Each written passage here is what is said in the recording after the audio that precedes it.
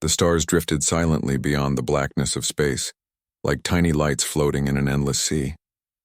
Commander Vorok of the Thren Dominion sat inside the viewing chamber of his ship, the spectral wind, staring at the blue and white planet below. It was called Earth. To most of the galactic races, Earth was nothing more than a minor world, primitive, loud, and chaotic. But Vorok had been sent there with a mission: observe the humans. His government believed they could become either a great ally or a dangerous threat, and the Thren Dominion wanted to know which. For weeks, he had studied their signals, millions of voices traveling through the void. Humans talked constantly. They argued, laughed, cried, and sang to the stars. They sent stories, advertisements, and endless noise through their satellites. To Vorok, it was strange and fascinating. No other species expressed so much emotion, even when no one was listening. He activated the ship's translator and watched a human video again, a group of people helping each other rebuild after a natural disaster. Their city had been hit by storms and floods, yet they smiled as they worked. One man covered in mud handed food to a child and said, "We'll get through this together." Vorok tilted his head, puzzled. Why would a species smile in the face of ruin? The Thren would have evacuated the entire region and moved on. But humans stayed and rebuilt again and again. They are inefficient, said his assistant Lyra as she studied the same footage. They spend so much effort repairing what will only break again. Perhaps, Vorok replied slowly, but they do not stop. That is what makes them interesting. He had seen countless civilizations rise and fall, some destroyed by war, others by greed or fear. But humans had something else, something he could not name, and now fate had chosen to test it. A message came from the Thren High Council. Commander Vorok, a mechanical swarm has been detected near the Sol system. The Grith Harvesters. You are to monitor the event only. Do not interfere. Earth's destruction is probable. Vorok felt a chill run through his chest. The Grith Harvesters, a nightmare from the past. Machines older than most empires, created by some long-dead race. They moved from star to star, stripping planets of all metal, all energy, all life. His own people had faced them centuries ago. The Thren homeworld had survived, but barely, and now those same machines were coming for Earth. 3 days later, Vorok's ship entered low orbit. He requested contact with the humans. The response came faster than he expected. A woman's face appeared on his screen. Strong features, calm eyes, dressed in a dark blue uniform with silver stripes. This is General Elena Ward, Commander of Earth Defense Command, she said firmly. Welcome to Earth, Commander Vorok. I understand you're here to observe. Vorok inclined his head politely.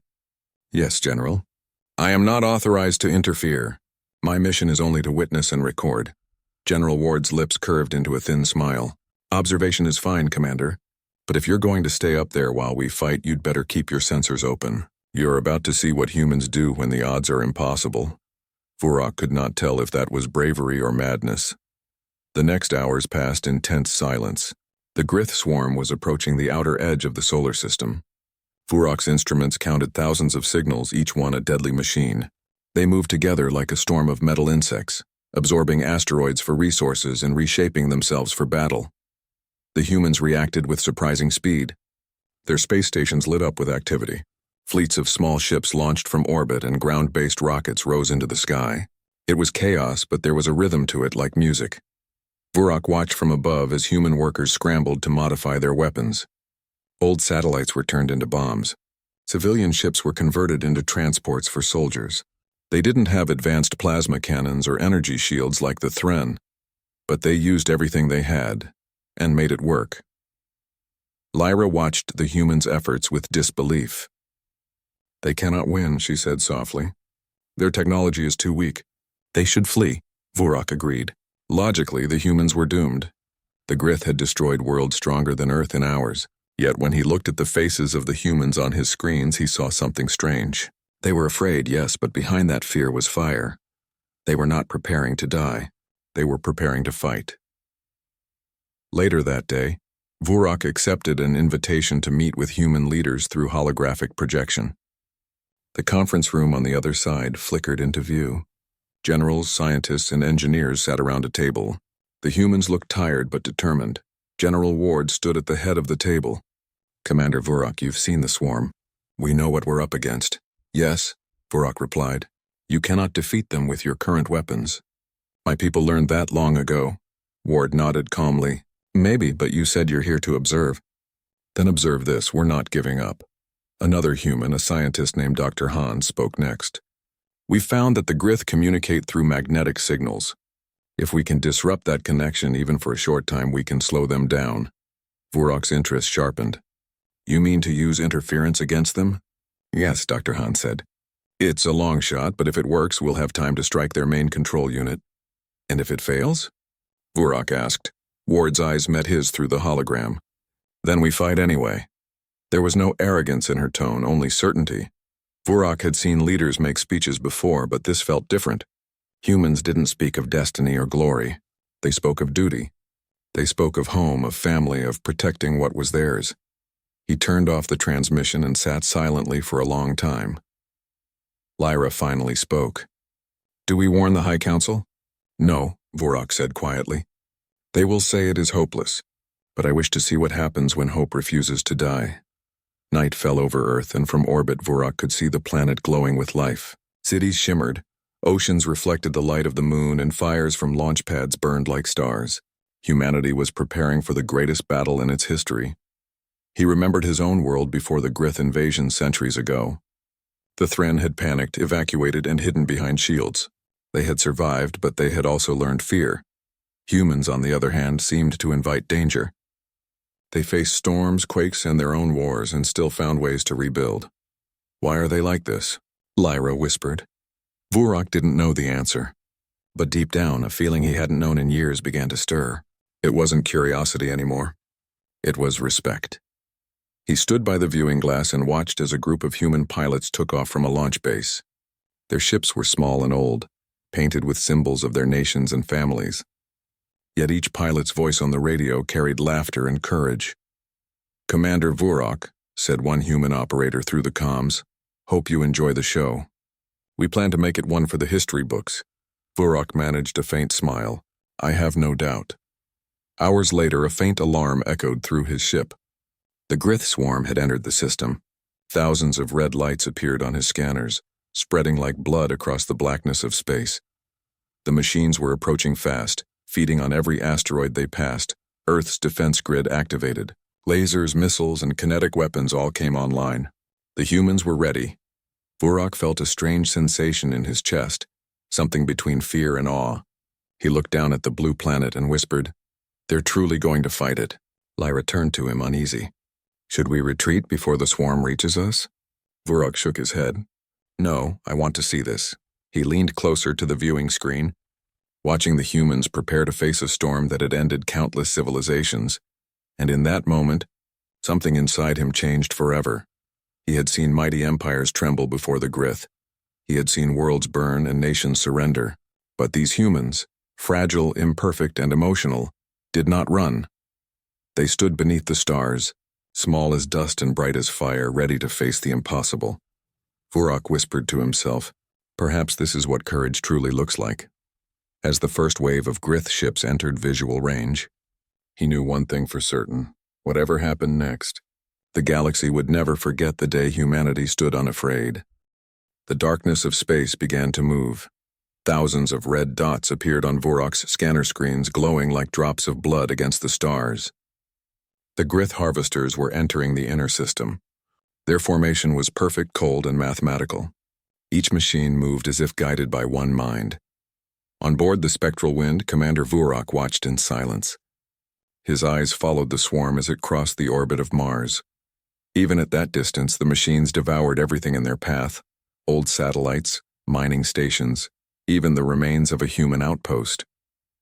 In seconds, they stripped metal from walls and turned it into new weapons. No mercy. No pause, no life. Only hunger. The humans saw it too. From orbit and ground bases, warning sirens echoed across the planet. Civilian ships rushed to evacuate orbital stations, and Earth's defense fleet prepared for the battle. Vorak had seen wars before, but this was different. There was no confusion or fear among the humans, only focus. They knew what was coming, yet none of them hesitated. In the Earth Defense Command Center, General Elena Ward stood before a large holographic display showing the swarm's approach. She was calm, her voice steady as she spoke to her officers. All fleets report in, ground-based lasers online, orbital cannons charged. Prepare the first wave. Her second-in-command, Captain Lewis, looked at her anxiously. Ma'am, their numbers are increasing.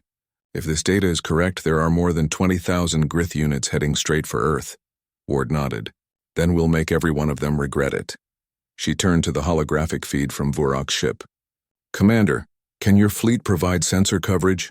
We could use your range-finding systems. Vorok hesitated. His orders were to observe only, not to assist. But after everything he had seen, the determination in human faces, the courage in their eyes, he could not simply watch them die. Yes, General, he said finally. My fleet will provide all data we can. You will have full access to our scanners. Ward smiled slightly. Thank you, Commander. You'll see something worth recording today. The Grith swarm reached the orbit of the moon within hours. The first battle was about to begin. From the spectral wind, Vorok observed hundreds of human ships forming defensive lines. Their vessels were smaller and older than Thren warships. Many looked like civilian craft converted for battle, but they flew in tight formations, ready to strike. Human pilots spoke over the open channels. Some joked nervously. Others sang softly. It was strange, almost beautiful. Lyra, Vorok's assistant, frowned at the sounds. They are not afraid? Vorok replied quietly. They are afraid. They just do not let it control them. Then the first shots were fired. Earth's orbital guns lit up the sky. Bright streams of light and metal burst from hundreds of cannons, tearing through space toward the oncoming swarm. Dozens of Grith units exploded in flashes of red and silver. But for every one destroyed, 10 more appeared. The machines answered with energy beams that cut through the darkness like lightning. Entire human ships vanished in seconds, yet the humans kept coming. Vorok watched in awe as the first fleet, a group called the Iron Wings, charged directly into the swarm's front line. Their commander, Captain Lewis, led the attack himself. This is Lewis to all fighters, his voice echoed. Target the cores. Don't waste ammo. Keep your wingmate alive. Human ships dove between the Grith like sparks through a storm. They flew dangerously close, firing missiles at point-blank range, sometimes ramming damaged machines to destroy them. It was madness. No Thren commander would ever risk so much, but it worked. Each explosion weakened the swarm's pattern. The perfect order of the Grith began to falter as humans disrupted their coordination. Lyra gasped as she watched a small fighter spin out of control and crash into a Grith carrier, destroying both. They sacrificed themselves so easily. Vorok shook his head. No, they sacrifice for each other. That is different. Down on Earth, cities trembled as flashes of battle filled the night sky. Civilians watched from rooftops as streaks of light crossed the heavens. News broadcasts showed soldiers helping families into shelters, while others prepared emergency supplies. But there was no panic. There was unity. Across the planet, billions of humans spoke the same words. Hold the line. In one shelter, a young girl asked her mother, "Will the sky fall?" Her mother smiled softly and pointed upward. Not while our heroes are up there. Back in orbit, the battle raged on. The Grith unleashed a massive energy wave that disabled dozens of human ships. Communications crackled with static. Vorok's instruments struggled to keep up with the chaos. Commander, Lyra called. The human central command ship is hit. On the display, Vorok saw General Ward's flagship surrounded by debris. Fires burned across its hull. But then through the smoke, the ship's engines reignited. It kept moving. Ward's voice came through the comms, firm and calm. All units maintain formation. We're not done yet. Her words reignited the fleet's morale. Damaged ships regrouped and new ones joined the fight. Vorok couldn't look away. Every logical instinct told him the humans should retreat. But they didn't. They refused to give in even when surrounded. The Thren fleet's officers watched in silent disbelief. They had never seen such resistance. Commander, one of Vorok's officers said, "Shall we prepare to withdraw?" "If the Grith turn toward us, no," Vorok interrupted. "We stay." "But sir, our orders—" "I said we stay." His voice was quiet, but his eyes were hard. "I want the record to show that when humanity fought for their world, we were there to witness it. Not from a distance, but at their side." Hours passed. The first wave of Grith was finally pushed back. Space was filled with burning wrecks, half machine, half human, but victory had a cost. Half of the human fleet was gone. Thousands of pilots lost. Yet the survivors still cheered. They had done what no other race in the galaxy had ever achieved. They had stopped the Grith's advance. In the command center aboard her ship, General Ward looked at the damage reports.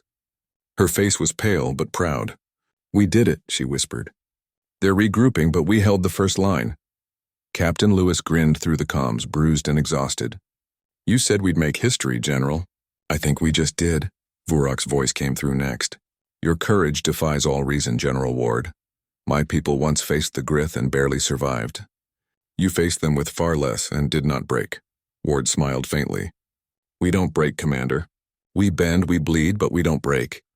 Later, as Silence returned to orbit, Vorok stood by the observation window. The view was both terrible and magnificent.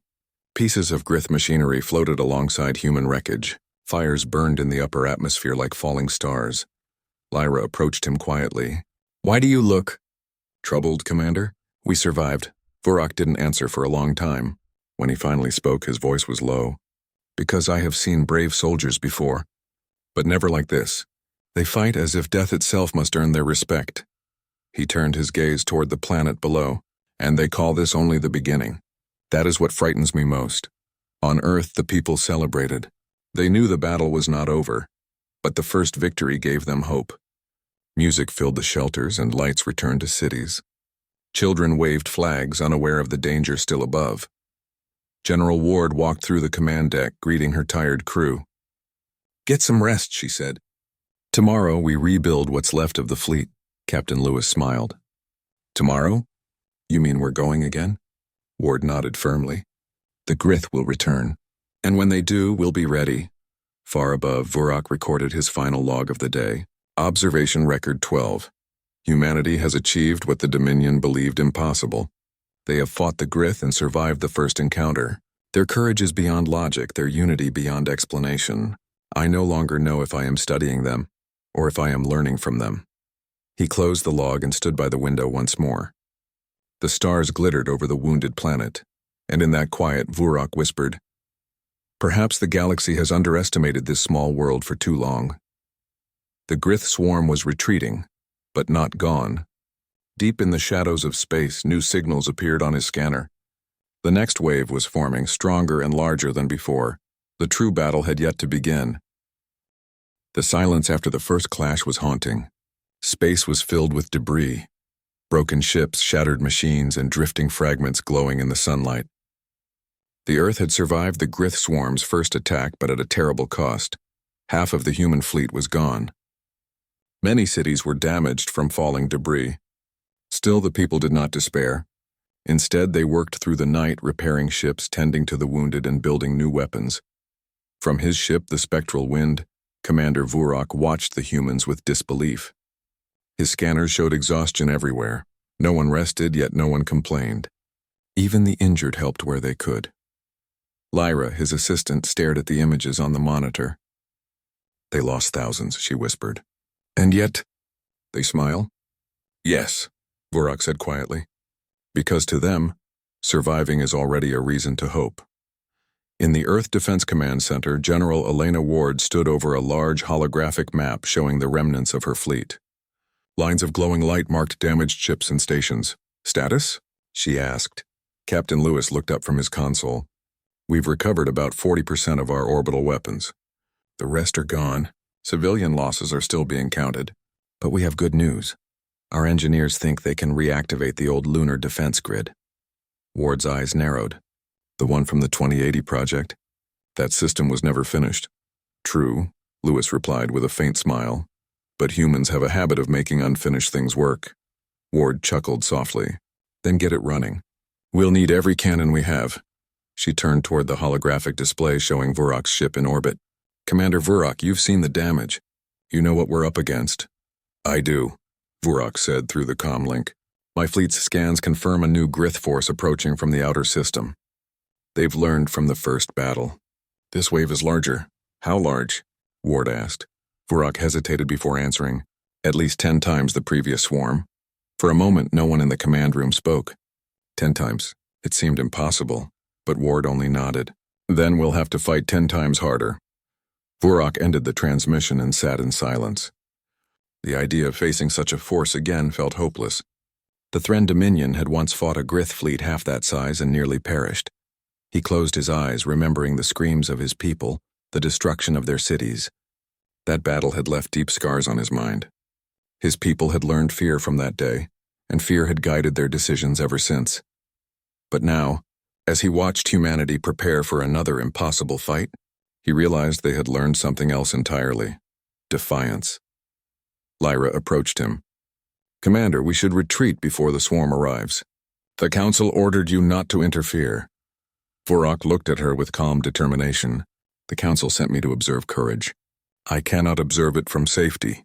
"You mean to fight with them?" she asked, shocked. Vorok's voice was firm. "Yes, if these humans are willing to stand against the Grith, then the Thren will not hide." Lyra lowered her eyes. "Then I will stand with you." Vorok smiled faintly. "Good. Let us show them that we are not just observers, but allies." Hours later, the alarms began again. The Grith had arrived. From deep space, a vast shadow spread across the void. The swarm moved like a storm cloud, dark and endless, each machine reflecting the faint glow of the sun. At the center of it all was something new, a massive harvester core, a command ship larger than any structure humanity had ever seen. On Earth, General Ward watched the readings. "It's bigger than a moon," she said quietly. "If that thing reaches orbit, Earth is finished." Captain Lewis turned to her. "Then we hit it before it gets close." "Agreed," Ward said. "All fleets prepare for battle." The second battle for Earth began. From the ground, the skies lit up with streaks of light as rockets and defense lasers fired into orbit. From space, thousands of human ships formed into wings, flying directly toward the incoming swarm. This time, the Thren ships joined them, sleek silver vessels spread out alongside human fighters, forming a mixed fleet unlike anything the galaxy had ever seen. Vorok's voice echoed across the shared comms. "This is Commander Vorok of the Thren Dominion. To the soldiers of Earth, know this: you do not stand alone." A cheer erupted from the human channels. Captain Lewis's voice came through next. "Glad to have you with us, Commander. Let's show these machines what happens when you threaten humanity." The battle was chaos and fire. Thousands of Grith drones poured forward, forming a wave of spinning metal. They fired energy beams that cut through the void, melting entire ships in seconds. But the humans and Thren fought back with fury. Human ships darted between the enemy lines, using clever maneuvers that no AI could predict. The Thren's precision fire, combined with the humans' unpredictable attacks, created confusion in the swarm. The Grith formation began to break. Vorok's ship fired its plasma cannons, blasting through clusters of machines. He watched the humans with awe. They flew dangerously close to destruction, using speed and instinct where logic would fail. Lyra gasped as one human ship, a small fighter, was struck. It spun out of control, fire bursting from its engines. Before it exploded, the pilot turned his ship directly toward a Grith carrier and rammed it, destroying both. Vorok's hands tightened around the console. They never stop. Even in death, they fight. On Earth, General Ward directed the battle with calm focus. Her eyes never left the screen. "Push the left flank. Target their control nodes. Don't let them reform." Her voice carried over every human ship's channel. To the pilots, it was a lifeline, a steady voice amid the storm. Captain Lewis led a squadron through the densest part of the swarm. His ship shook violently, but he kept flying. "Commander Vorok," he called, "we're closing on the Harvester Core. We need cover." Vorok didn't hesitate. "All Thren ships, follow me. Protect the humans." His fleet turned sharply, intercepting the enemy drones chasing Lewis's squadron. Energy blasts filled the sky, but they held the line. Vorok's sensors flashed red as his shields dropped to half strength. "Lyra, reroute power to forward cannons." She obeyed instantly. Together, they destroyed another cluster of drones.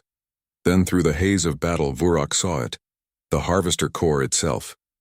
A massive sphere of dark metal glowing with a red center like an open wound. Captain Lewis's squadron flew toward it, carrying experimental warheads. They needed to hit the core's heart, but the Grith were protecting it with everything they had. "Commander," Lyra shouted. "They won't make it through." Vorok clenched his fists. "Then we clear a path for them." The spectral wind surged forward, firing all weapons. The Thren fleet followed, burning through the swarm with bright streams of plasma. Human ships joined from both sides, and together they punched through the Grith's defense line. Captain Lewis shouted over the radio. "We're in!" "Locking on target." The Harvester Corps reacted, releasing a massive shockwave of energy that struck everything nearby. Vurak's ship shook violently. Consoles exploded. Lyra fell but pulled herself back up. "Commander, shields are gone," she cried. Vurak looked at the human ships heading for the core. Many were damaged, yet none turned back. "Hold steady," he said softly. "If they fall, everything falls." He watched as Lewis's ship reached the core. The warheads fired, 3 bright trails of light streaking toward the red. Heart. The explosion that followed was like a sunrise in the void. The core broke apart, glowing fragments scattering into space. The Grith formation shuddered and began to fall apart. The swarm retreated, their perfect order broken once more. Cheers erupted across every human and Thren channel. The second wave was destroyed. On Earth, people filled the streets celebrating beneath the shining auroras caused by the explosions above. Humanity had done it again. They had survived the impossible. In orbit, Vurak sat quietly at his command seat, watching the drifting wreckage. His ship was badly damaged, but still alive. Lyra stood beside him, her voice trembling. We won?" "Yes," Vurak said softly. "But at a price humans seem always willing to pay." He looked at the blue planet below, glowing in the sunlight. "When I first came here, I thought I was studying them. But now, I think I am learning from them." Lyra nodded slowly. "Learning what, Commander?" Vurak turned toward her. "That courage is not the absence of fear. It is the power to stand even when fear consumes you." He looked once more at Earth and whispered, "And these humans, they are the masters of that power." The sky over Earth was quiet, but the silence was not peaceful. Smoke rose from cities, fires flickered in the distance, and debris from the battle drifted in the atmosphere like fallen stars. Commander Vurak stood at the edge of an orbital observation platform, staring at the planet below. He had seen human ships fly through impossible odds and survive. He had seen them fight the Grith harvesters and win, again and again, but now on the ground, he could see the price of that victory. In the capital city of New Geneva, the streets were a mixture of chaos and order. Buildings were damaged, some crumbling from falling debris. Fires burned in places that human firefighters could not yet reach. Yet the people moved with purpose. Soldiers helped families evacuate to safe zones. Engineers cleared wreckage and repaired power lines. Civilians distributed food and water to those in need. Every person seemed to have a role, no matter how small, no matter how exhausted they were. Vurak had watched countless civilizations crumble after disasters. Even advanced worlds would collapse under such strain. But humanity, they did not falter. They rebuilt while they bled. Lyra leaned against the observation rail beside him, her voice quiet. "Commander, how do they do it? How can they keep going after all this loss?" Vurak's eyes never left the planet. "Because they see purpose in every action. Fear does not stop them. Pain does not stop them. And death. Death only reminds them why they must continue." On the streets below, General Elena Ward walked among her soldiers, speaking to volunteers and civilians alike. A young recruit approached, trembling, holding a small first aid kit. "General, I lost my unit," he said. Everyone is gone." Ward placed a hand on his shoulder. "Then help those who remain. You are not defined by those you have lost, but by what you choose to protect now." The recruit nodded, and for the first time, a small smile appeared on his face. He ran off to join a team helping injured civilians. Vurak observed this interaction, intrigued. Even in the face of grief, humans could find strength and hope in others. In the orbital command center, Captain Lewis addressed the remaining pilots.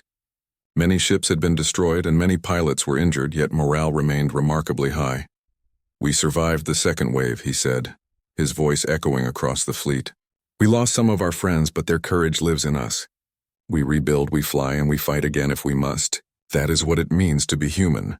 Across the communication channels, pilots cheered. Some laughed, some cried, but all were determined. Vurak could not help but feel fear again, not for the humans, but for anyone who might face them. They were fragile, yes, short-lived and soft-bodied, but in their defiance, in their unity, they were terrifyingly unstoppable. Down on Earth, Vurak decided to experience the human world firsthand. He requested a temporary landing with General Ward's permission. She agreed, though reluctantly. Humans were cautious around outsiders, even ones who had fought at their side. Vurok descended in a small transport shuttle. The first thing he noticed was the noise, the clanging of tools, the cries of children, the shouts of workers coordinating repairs. The humans were alive, vibrant and unbroken, even after the destruction. A group of children ran past him, carrying buckets of water to help extinguish a small fire. One tripped and fell, laughing as his mother helped him up.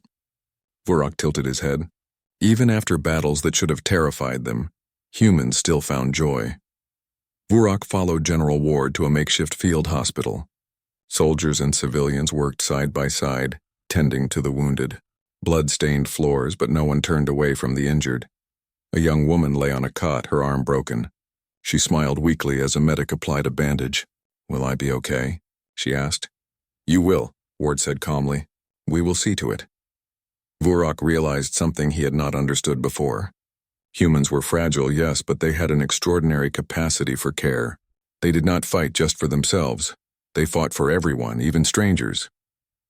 Outside the hospital, Lewis approached Vurok. "I hope you're ready for the next challenge," he said. "The Grith won't stop. Their next wave will be stronger. But you've seen it. You know humans." Vurok nodded slowly. "I have seen something beyond survival, Captain. I have seen courage, hope, and the will to protect. They are magnificent," Lewis laughed softly. "You're learning fast. That's what scares the rest of the galaxy. They never give up. Ever." Vurok turned his gaze to the horizon. In the distance, smoke still rose from destroyed factories and orbital debris re-entered the atmosphere. Humanity's victory was not complete, but neither was their defeat. They were alive, and that was enough. The following day, Vurok accompanied a team of engineers to inspect damaged satellites and orbital defenses. Humans worked tirelessly, improvising solutions with whatever they had. One young engineer, no more than 20 years old, held up a circuit board and frowned. "This is old tech. It might not even work." Ward smiled beside him. "Then make it work. Humans always do." Hours later, that same circuit board was installed and the satellite was operational. It sent signals across space, helping detect approaching Grith units. Vurok watched, amazed. Their ingenuity was fearless, sometimes reckless, but it always worked when it mattered most. In the evenings, Vurok would walk among the civilians. Families rebuilt homes. Children played in streets littered with rubble, and volunteers distributed food. He saw people grieving for lost loved ones, yet helping strangers at the same time. He saw one man repairing a house next to his destroyed neighbor's home. The man's family had perished in the first wave, yet he worked silently, giving shelter to others. Lyra turned to Vurok. "They're incredible. I have never seen a race act like this. They survive the impossible, and yet they lift others as they rise," Vurok nodded.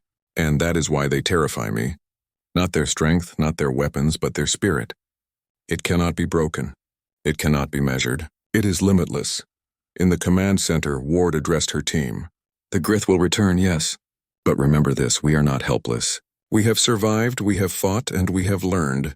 Every loss, every scar, makes us stronger. And together, we are unstoppable." Her words spread across the planet, reaching soldiers, engineers, volunteers, and even children. Humanity had faced death and destruction, yet it refused to bow. Vurok recorded every word in his observation logs.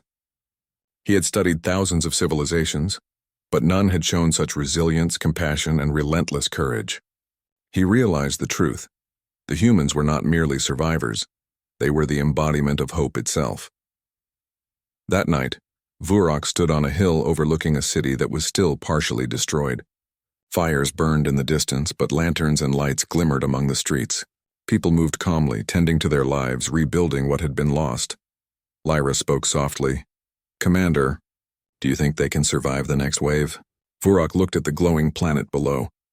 "I do not know," he admitted. "But if anyone can, it is them. Humans do not surrender. They do not fear, and they do not abandon one another. They fight, because they must, because they will." He realized something profound. He had witnessed bravery before, yes, but this was different. These humans faced death and chaos not for glory, not for power, but for each other. And in that, Vurok understood the terrifying truth. Any enemy that underestimated humanity would face a force no strategy could calculate, no weapon could match, and no machine could predict. They were fragile, small, short-lived. But they were unstoppable in spirit. In his log that night, Viewership wrote, Observation Record 14. Humanity survives not because they are strongest, not because they are smartest, but because they are unyielding. They endure the impossible, heal the broken, and fight for everyone around them. They are flawed, emotional, short-lived, yet they are the most extraordinary species I have ever encountered. The Grith will return, and when they do, humanity will be ready. I am beginning to understand what courage truly is. Viewership closed the log and looked at Earth once more. Fires burned, but the planet was alive. The people were alive. And their will to survive and protect one another was stronger than any machine in the galaxy. For the first time in his life, Viewership did not feel fear for humanity. He felt fear for any who would ever face them. They had learned the price of victory, and yet they refused to pay it alone. The stars above Earth were silent, but that calm was deceptive. Far beyond the orbit of Mars, a new Grith force emerged from the darkness of space. It was unlike anything the galaxy had ever seen, a colossal swarm led by a harvester core larger than any moon. Its red energy glowed like a wound across the void. Viewership's sensors trembled as they measured the mass and speed of the approaching fleet. Commander, Lyra whispered, her voice tight. This is enormous. There is no way humans can survive this. Viewership did not respond immediately. He stared at the glowing red mass, calculating odds. Every logical thought told him to retreat. Every instinct screamed for survival. Yet when he thought of the humans, of their courage and resilience, he found himself standing firm. No, he said finally. We do not retreat. We fight. On Earth, General Elena Ward reviewed the fleet's readiness. Many ships were damaged from the previous battle. Many pilots had been lost. The civilians were tense but determined. Humanity was outnumbered 1,000 to 1. The odds were hopeless, yet Ward's eyes burned with determination. We do not fight because we believe we will win. We fight because we must. Prepare all fleets. Launch everything. The Grith will not take this world. Captain Lewis clenched his fists. Ma'am, the Harvester Core alone could destroy the planet in minutes. Even the fleet, we do not leave, Ward interrupted. This is our home, and we will defend it no matter the cost. Viewership's fleet aligned alongside the human ships in orbit. For the first time, Thren and humans fought as one. The Thren were precise and disciplined. The humans were chaotic but fearless. Together, they formed a storm that the Grith had never encountered. Viewership prepared his vessel's weapons. He turned to Lyra, who had grown quiet in awe. Observe closely, he said. You will see what true courage looks like. The Grith approached like a tidal wave, energy surges radiating from their lid ships. Lasers cut across space, tearing through smaller ships in an instant, yet the humans did not retreat. The first clash was devastating. Thousands of human ships and fighters were destroyed, but each loss was replaced by another. Volunteers from civilian fleets joined the battle mid-flight, their ships hastily armed, engines patched, and hearts determined. Viewership watched as one small human fighter weaved through dozens of Grith drones, its pilot laughing through the comms. Commander, I've got a friend waiting for me on Earth. Sorry, machines, I'm late for dinner. The Grith had no concept of humor, of fear, of pride. They destroyed everything indiscriminately. Yet humans fought with strategy, instinct, and creativity. They sacrificed themselves to protect one another, using the swarm's own patterns against them. Viewership realized with a mix of awe and fear that the Grith were unprepared for the human spirit. As the battle raged, General Ward activated the final plan, a desperate, near-suicidal mission to destroy the Grith core. We're going in, she said. Our ships will penetrate the core's shields. Explosives are armed. We have one chance. One. Captain Lewis grinned, bloodied but smiling. It's the kind of chance humans love, isn't it? Viewership's sensors calculated the odds. Death was certain for the team leading the assault. Every logical thought urged him to stop them. Yet when he saw their faces, determined, calm, and unflinching, he realized they would not stop for logic. Only for action. Then we go with them, Viewership said. The Thren will not hide while the humans make history. The mission launched. A fleet of small ships, carrying pilots and explosives, darted toward the Grith core. The path was a gauntlet of lasers and energy waves. Ships exploded in brilliant bursts of light, but others took their place. Vorak led his fleet in protection, firing plasma streams to shield the fragile human craft. Even when his vessel took damage, he pushed forward, knowing this was a moment he could not abandon. Lyra shouted, "Commander, we can't hold the line alone." Vorak's eyes were focused, calm, and unyielding. "Then we fight harder. Never let them see fear." Inside the Gryth Corps' defensive perimeter, human pilots executed their plan flawlessly. They dodged energy pulses, exploited weak points, and coordinated with precision only humans could achieve under such chaos. Captain Lewis's ship reached the Corps' central chamber. He armed the explosives and transmitted the final message. "This is Lewis. We know the odds. We know the cost. But Earth is worth every second. For home, for family, for humanity." Vorak's comm channels were filled with cheers and sobs from nearby human ships. Some wept for friends lost. Others laughed at the sheer audacity of the act. The countdown began. Seconds stretched into eternity. The Gryth reacted violently, sending waves of energy outward. Ships trembled, shields faltered, and explosions flared around the core. Yet the humans did not falter. In the observation deck of the spectral wind, Vorak watched, his chest tight. Every instinct in his body screamed retreat. Every memory of past defeats shouted warnings. But the humans, small, fragile, emotional, held steady. And in that moment, Vorak realized something he had never felt before. True terror, not fear of the enemy. Not fear for himself, but fear for anyone who would face these humans and underestimate them. The countdown reached 0. The core exploded in a blinding flash, scattering fragments across space. A wave of energy rippled through the swarm, breaking their formation. Chaos spread among the Gryth units. Without leadership, their coordination collapsed. Human ships and Thren vessels alike dodged the falling debris. Captain Lewis's ship was badly damaged but survived. Cheers erupted across every comm channel. Humanity had done it. They had defeated the Gryth Corps. Vorak sank into his seat, exhausted, awestruck, and silent. He had watched entire fleets destroyed, planets fall, and yet these humans, these fragile, reckless, passionate beings, had triumphed. When the last of the Gryth retreated into deep space, Earth was safe. The cost had been enormous. Ships destroyed, pilots lost, cities damaged, but humanity had survived. On the ground, people poured into the streets. Families embraced, volunteers helped rebuild, and soldiers saluted those who had fallen. Despite exhaustion, humanity celebrated life itself. Vorak stood beside General Ward on a hill overlooking a city. Fires burned in the distance, but the people moved through the streets alive, unbroken. "They did it," Lyra whispered. "Yes," Vorak said softly, "and I have learned the truth." "What truth?" Ward asked, noticing his tone. Vorak turned to her, his expression solemn.